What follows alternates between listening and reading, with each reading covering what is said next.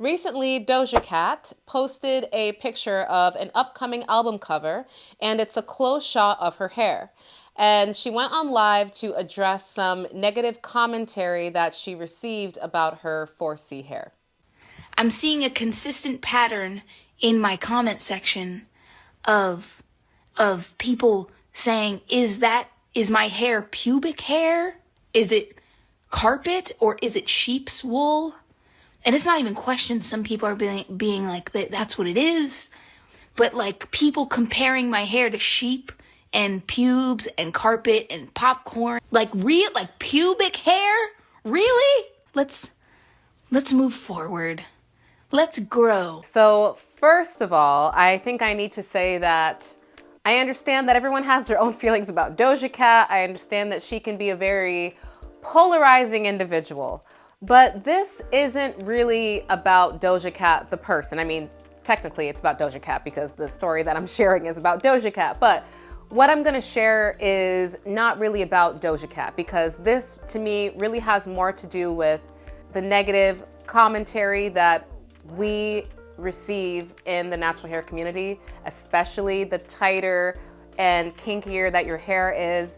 You've heard some of these comments before, or you know someone who has. So I think that this situation can be applicable to many people, not just Doja Cat. I talk a lot about mindset on my channel because I think it's so important to have a healthy, joyful, and fruitful journey. But I think that there's something that I haven't spoken a lot about or enough about, which is a reality in this natural hair journey, which is even when you work so hard to overcome the negative thinking and commentary that you say to yourself about your own hair, we have to face the reality that the outside world can still suck at times.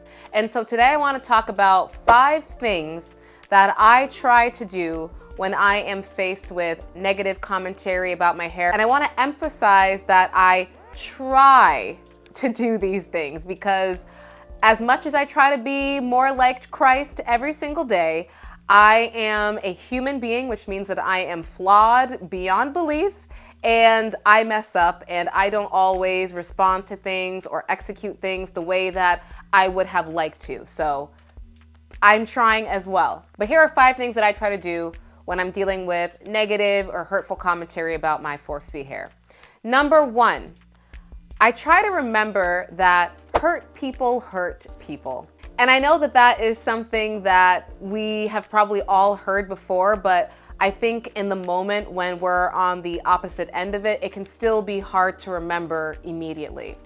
Think about the times in your life when you were genuinely happy, like blissfully, honestly, just purely happy. What did you do in those moments when you were in that state of being? Did you go online and seek out people that you already don't like just so that you can leave negative commentary about them? I'm guessing the answer is probably no, because you were genuinely happy. I think a lot of people walk around on a daily basis with a fake smile on their face, pretending like they're happy with themselves, with their life, with whatever is going on in the world, but you can tell from their actions that they're actually not. Because for you to go unprovoked and say something about my hair, about my appearance, just to be a mean person, like as an adult, it's weird. Like, I don't have another word for it. It's strange behavior.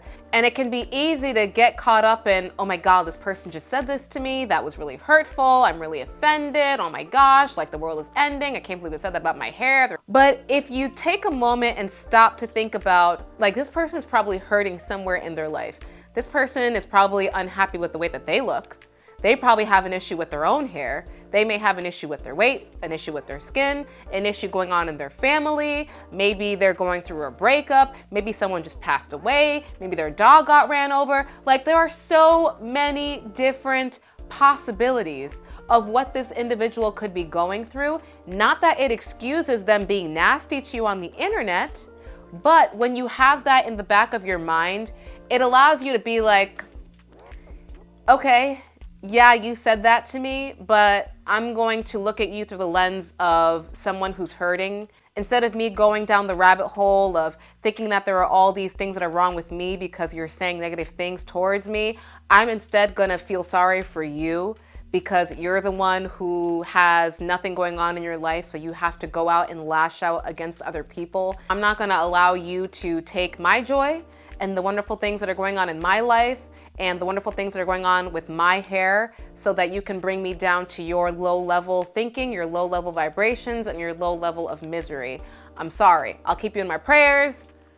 Good luck with all your endeavors in the future, but like, you're not gonna get to me like that. And of course, these are things that are always easier said than done, but just trying to think about it like that, thinking about the individual of who this is coming to and the circumstances that they must be in to be emitting such anger and negativity towards you says a lot more about them and where they're at in life than it does about you and your amazing 4C hair. The second thing that I try to remind myself is that if it wasn't my hair, it would be something else. Because from the beginning of time, we as human beings, we love to pick out things that make us different and use that as a reason to further divide us and say, I'm better than you because you have this. So if you weren't picking on my hair, you'd be picking on my skin color. If it wasn't my skin color, it would be my weight. If it wasn't my weight, it would be whether or not I have a pimple that day. If somebody wants to find something to pick on you for, they will find it. You could be the most amazing, polished, beautiful, charming, accomplished person in the world, and people will always find something to say about you. Do we think that the individuals who had something negative to say about Doja Cat's hair only say negative things about 4C hair? No, they're miserable people. They're talking junk about everybody, about everything. Do I think that some people love to do it extra to us because we're Black women? Yeah, of course. But I've never met someone who is bigoted only against one type of people, and they're just like a joy and a delight in every other aspect of their life. If you're the type of person who hates somebody based off of the color of their skin or the type of hair that they have, there is something inherently wrong with you, and it's going to present itself in other areas. So just reminding myself that, like, girl, it doesn't matter what you do. It doesn't matter how sparkly you make yourself. There will always be people in this world who get off on trying to bring you down. It kind of gives me a level of peace because then I'm not expecting to try to have a perfect interaction or a perfect level of acceptance from everyone. I just accept that some people are always not gonna like me for whatever reason, and it's okay. It's impossible to make everybody happy because that's just how people are. And the sooner that we remember that, the quicker we can get back to doing whatever we want to do in our life. The third thing that I try to remember is that when someone says something to you, it's hurtful because it's usually touching on something that is already a sensitive topic to you. What I mean by that is, if someone were to say something to you like, you're dumb because your favorite color is red, but your favorite color is actually blue, and you know that you're not dumb, it's probably not gonna bother you. You're probably gonna look at this person like, okay, and like, what are you even talking about? What does that even mean? Like, is that the best that you have? Like, what are we doing here? But when someone says something about an area in our life that we are already feeling a bit insecure in, that's already very sensitive and touchy for us, or it's an area where we've had to do a lot of work to build up our self-worth or our self-esteem, and it's kind of like it can all come crashing down at any moment, kind of like Jenga, if you just catch me on the wrong day, that's when it's hurtful. I remember in college, one day, this was during my lace wig era, and I'll tell you guys all about my natural hair journey in another video, but there was a period in my life when I was only wearing lace wigs, which was for most of my college career. And I remember walking to class one day, minding my own lace wig business, not doing anything to anybody, just trying to live my life with my, 24-inch Brazilian curly on my head. And I'm walking down the hallway, and there are these two other Black girls walking towards me. I didn't even notice them. I was in my own head. I was probably thinking about anime characters and Goku or whatever. These girls are talking to each other, and as soon as they start to pass me, one of the girls points at me and goes, "That's a lace wig." And then her and her friend just both start laughing and pointing at me and like run off. And When I tell you, I was so mortified and embarrassed. I felt like the whole world was ending. Like when I think about that situation right now, when I put myself back into that hallway, like I can feel the feeling of shame. I felt so small, so dumb, so like exposed, like, oh my God, I'm wearing these lace wigs. I'm such a fraud. They all know, they can all tell. It must look so bad. It's probably falling off my head. Is it sliding back? They probably see the tape and the glue. I just locked myself into my dorm room and cried because I just felt horrible. And I wasn't self-aware at that time enough to really unpack why it bothered me so much. Almost a decade later, I can look back at that and realize, Precious, it bothered you that much because you were not happy with your hair at that time in your life. But you also weren't doing any work to try to be happy with your hair at that time. You were just trying to cover your natural hair with all these different types of lace wigs because you hated your hair, because you felt like it was horrible, this horrible 4C hair that just refused to grow. You did not like it. And so you always felt like you were not being authentic, like you were not really being yourself, like you were living this imposter life, like you were a fraud. You felt that way inside.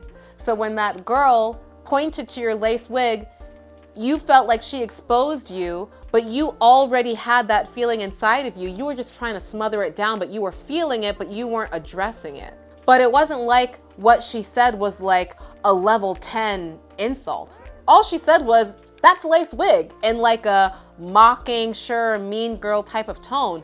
But that was it. That was all she said. You then created all of these other scenarios and stories in your mind of how it must be the ugliest wig in the world, how you must look so ugly, how embarrassing. The entire campus knows, oh my God, you should drop out of college. Like, you went down that rabbit hole and created all of that because it touched a sensitive topic for you that you had not yet dealt with. So when things like that happen now, if someone says something to me, I try to take time to sit down and reflect and think, all right, that comment or that behavior really hurt me. Why did it hurt me? What story am I telling myself based off of that one statement? And are those statements true? And if they're not, what do I now need or want to do to fix that, to overcome that? Because it doesn't matter what other people say to me. What matters is what I'm saying to myself. Ultimately, I'm the person who has to live with myself. I'm the person who needs to be happy when I go to bed at night. So what do I need to change with my mindset, with how I view myself, to make sure that when someone says something dumb like that again to me in the future, it doesn't make my whole world come crumbling down, because it really shouldn't.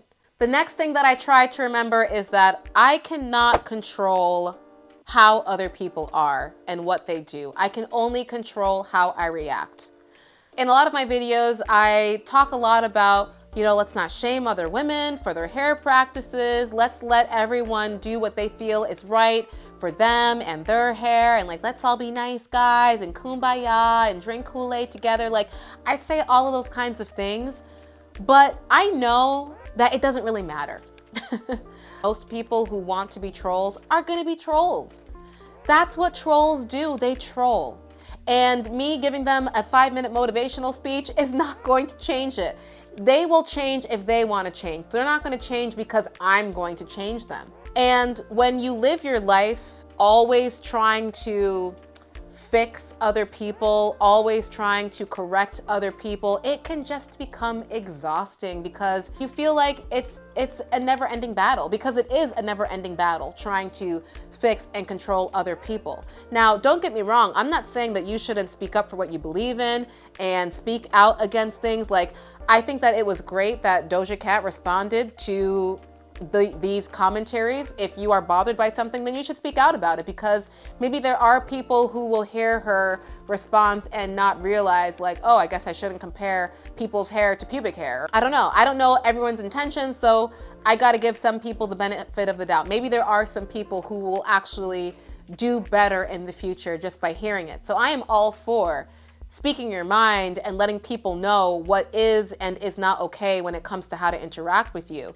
But when you do that, it's important to remember not to expect them to necessarily change. That's where you can get into trouble, because when you live your life based off of all of these high expectations of other people, you will find yourself continuously disappointed, because while you may feel that your morals are great and your standards are great, they're not everyone's morals. They're not everyone's standards. Not everybody wants to be nice to other people. Sorry about that. My audio died, so this is actually the second day. So what I was saying is that it is way harder to expect other people to change their behavior and their actions to align themselves with your own morals. Even though we would love to live in a utopian world where everyone is going to change, that will just end up driving you crazy. So instead of trying to focus on changing everybody and trying to get them to be the type of people that I think that they should be in that moment,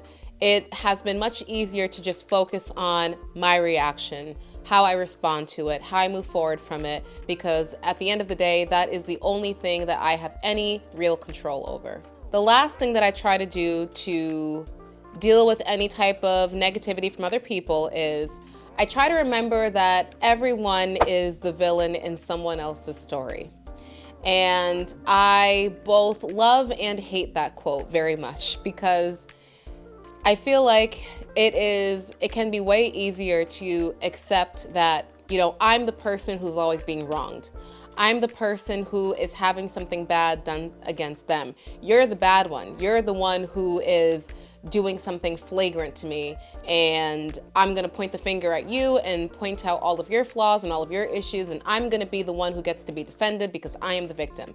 That can feel good. That can feel comforting. To me, it's a much easier position or a situation to be in than the opposite, which is accepting the idea that there have been times in your life, whether you choose to accept it or not, there have been times in your life, Precious, where you may have said something to someone where it still keeps them up at night today, and you may not even realize it, but to them, you are the worst arch nemesis of all time. And that stinks, because you don't want to think of yourself in that type of light. But the reason why it can be helpful to come to terms with that is because it helps me to empathize a little more with whoever I'm having an issue with at that time. It doesn't excuse or get rid of whatever that person did or said to me, but it allows me to remember that we are all at different points in our life. We are all at different points of maturity. We're all at different parts in our journey.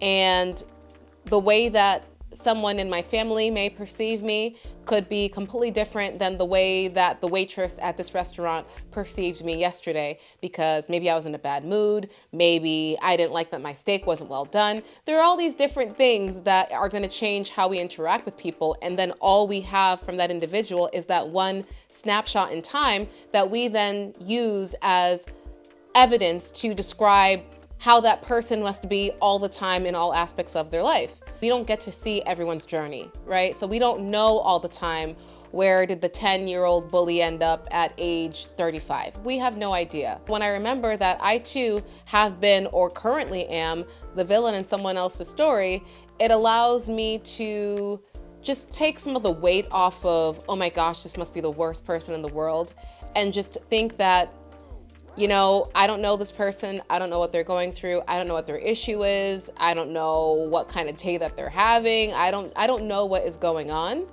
But for whatever reason, the universe has decided that they're going to be the villain in my story on this particular day. But to somebody else, they might be a great mom or a great sister or a great friend or a great brother or whatever.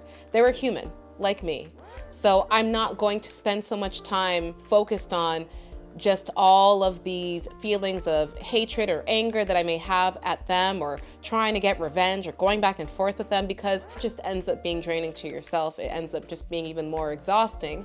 So again, I think it's important to mention that all of these things are easier said than done.